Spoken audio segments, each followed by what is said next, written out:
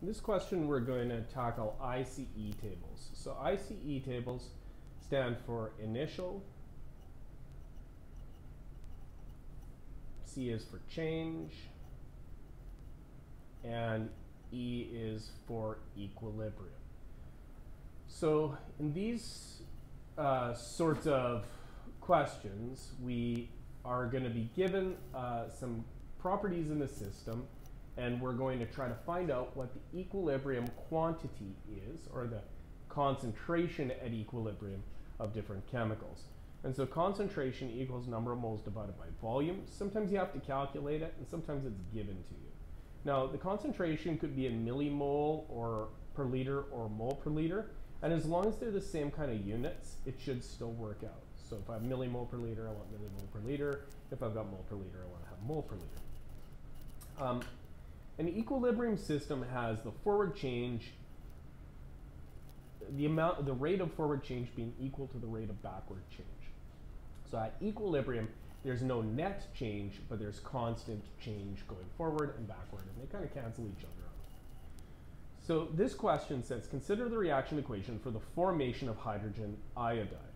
So hydrogen iodide is being formed, and it is being formed from its elements. So hydrogen gas plus iodine are, and these, it's telling me in this question, are both gaseous. And so assume that the reaction is begun with 1.0 millimole concentrations of both hydrogen and iodine. Construct an ICE table to determine the equilibrium concentration of the reagents. The equilibrium concentration of iodine is 0.22 millimole per liter. So they're giving me some starting conditions. So those are my initial conditions. My ICE table is built for each of the chemicals. So these are being used up to make this. So I start with an initial concentration of hydrogen is 1.00 millimole per liter for both the iodine and hydrogen. And I'm going to get millimole per liter of hydrogen iodide. So my units, I'm going to keep track of up there. So it says I have 1 millimole per liter of hydrogen as well as 1.00 millimole per liter of iodine. The implication is that we are starting with no hydrogen iodide. So I'm going to put in a 0 there. Now, my change amount is always going to be stoichiometric. So it's a stoichiometric amount of change. And so my balanced reaction needs to have 2 hydrogen iodides, right? So one of these and one of these makes 2 of these. But this step is the stoic amount, and then I'm going to be able to calculate my equilibrium amount. So here, in the last sentence, it says the equilibrium concentration of iodine is 0.22 millimole per liter.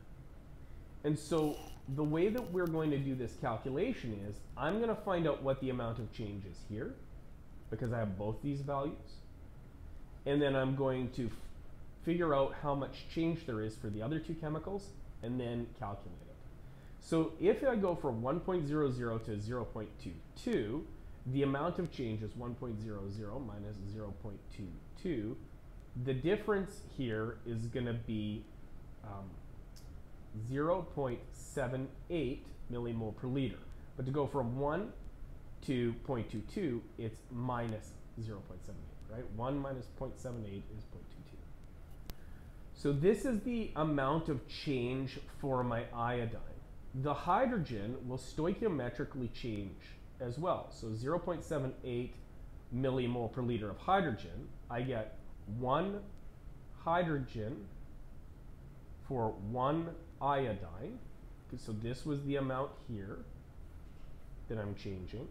And then I'm figuring out how much of the hydrogen using the coefficients.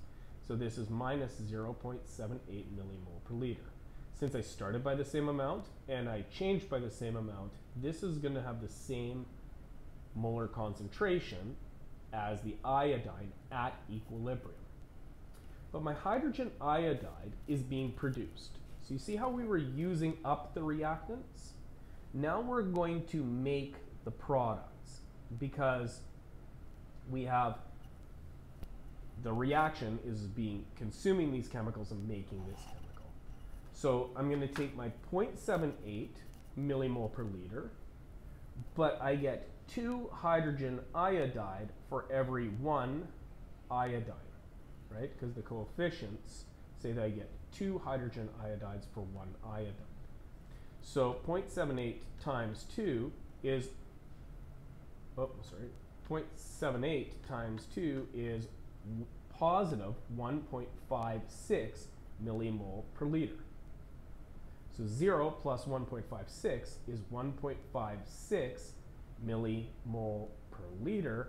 That's my equilibrium concentration of hydrogen iodide. My concentration of hydrogen is 0.22 millimole per liter.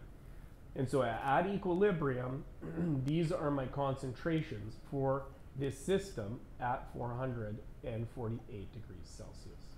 So ICE tables again, you need a balanced chemical equation. You're going to organize these starting conditions. You usually find one of the equilibrium conditions. Then you use that to find the change. Use stoich to calculate the change of the other things, and then calculate the